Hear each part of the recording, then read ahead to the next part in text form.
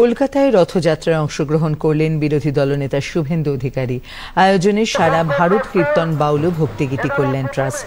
Central avenue থেকে শুরু হয়ে মহাজাতি সদন ঘুরে শোভাবাজার লাল মন্দিরে শেষ হয় রথযাত্রা। শুভেন্দু অধিকারী আবারও বলেন, বিভিন্ন স্থানে রথযাত্রার অনুমতি দিচ্ছে না রাজ্য।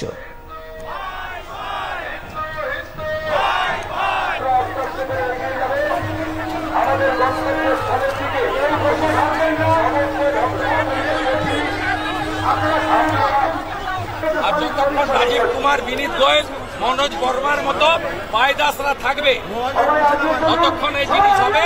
আর যতক্ষণ ববি হাকিম, জাভেদ খান, ফয়াজ আহমেদের মতো লোকেরা শাসক দলকে বিরোধিতা করবে, মমতা শুনতে চায় বলে যে গোটা বাংলা মমতা ব্যানার্জির পদত্যাগ চায়। ছোট ঘটনা উনি বলবেন, ছোট ঘটনা বলবেন, লাভ অ্যাফেয়ার্স ছিল, বলবেন মহিলাটা হয়তো অন্তঃসত্ত্বা ছিল, তারপরে বলবেন 10 লাখ তো দেওয়া যেতেই।